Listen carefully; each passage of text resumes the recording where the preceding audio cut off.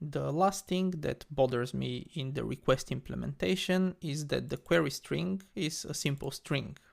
It follows a key value structure, and it would be much more efficient to work with it if we store it in a hash map. To do that, let's create a new file in the HTTP folder, and we'll name it query_string.rs. This file will hold the query string struct and its functionality. The struct will be quite simple. It will have only one field, which would be the hash map. Let's create our struct. We'll name it query string, and it will have a field. Let's call it data, and this should be our hash map. The standard library provides an implementation of a hash map. We have to import it. We can say use std collections and hash map. Now we can say that the type of our data field would be a hash map, and the hash map is generic over two types. The first would be the type of the key, and the second would be the type of the value. In our case, both the key and the value would be string slices, so we can just put two string slices here. But now notice something interesting. We are storing references in our struct, but the compiler does not underline this file, and it's not giving us missing lifetime identifiers errors. The reason for this is that the compiler has no idea that this file exists. The Rust compiler will not just compile all files under the source directory. We have to explicitly link this file into the existing code. To do that, we have to come to the mod.rs file and pull the query string module. To do that, we type pub mod and we just add query string. Fix that, and we immediately see that now we get the good old missing lifetime specifier error. But thankfully we have already conquered lifetimes, and some simple missing lifetime specifier errors cannot really scare us. We know that we have to make our struct generic over some lifetime, and let's think about how many lifetimes we would need. We know that both the key and the value will live in the same buffer where we read the request, so they will share the same lifetime. And to be consistent with the naming in our request struct where we call the lifetime buff, let's call this lifetime buff again. And we can specify that both of our references use the buff lifetime. So far so good, the compiler seems happy. One thing to note though is that probably we won't be able to implement our query string by storing a simple string slice as the value. And the reason for this might become more clear if I paste a sample query string here on top. So in this query string, we see that we have the key A that has a value 1. This is fine. The key B has a value 2. The key C doesn't even have an equal sign, so we have to make sure that we support this case. In this case, we would just insert the key C with an empty value. D has an equal sign, but it still doesn't have a value, so DSC would be just a key with some empty string as a value.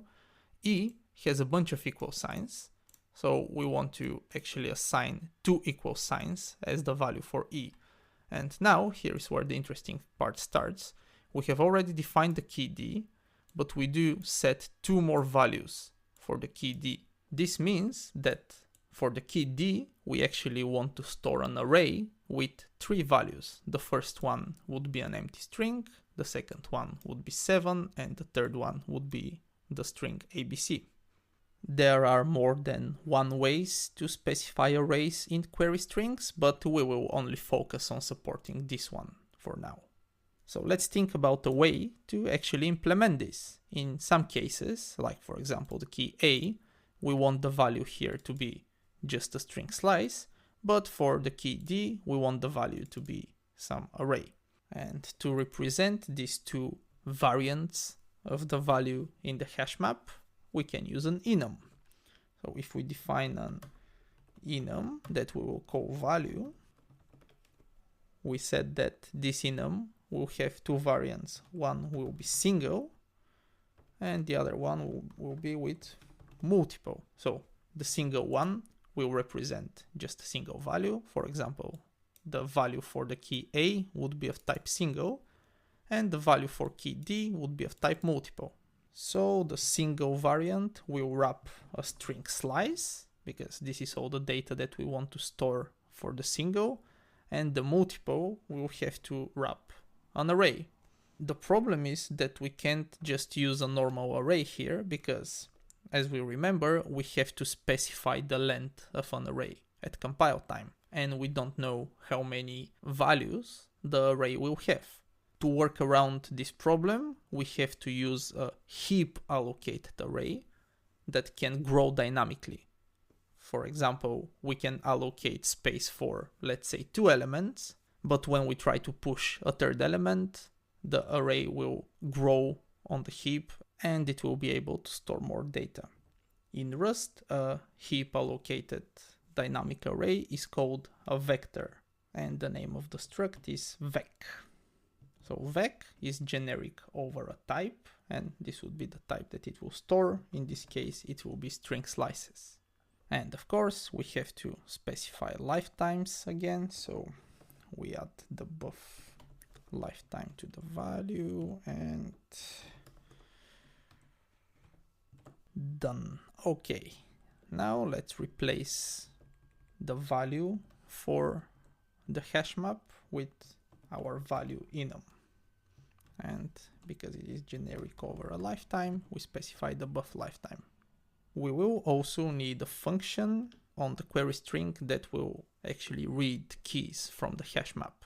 So we create an implementation block for the query string, and we have to specify a lifetime because the query string is generic over a lifetime. So now in here we can create a public function that will just call get, and it will take a reference to the query string and also a key. This key will be a string slice. Oops, forgot the K. And what this thing would return would be an option, because if the key does not exist in the hash map, we want to return none. Otherwise, we want to return a reference to the value. So it will return an option that wraps a reference to a value. And to do that, we can just call the get method on the hash map itself, passing the key. And we see that when we call get on a hash map with a key, it returns an option that wraps a reference to the value for that key, or it will return none if the key does not exist.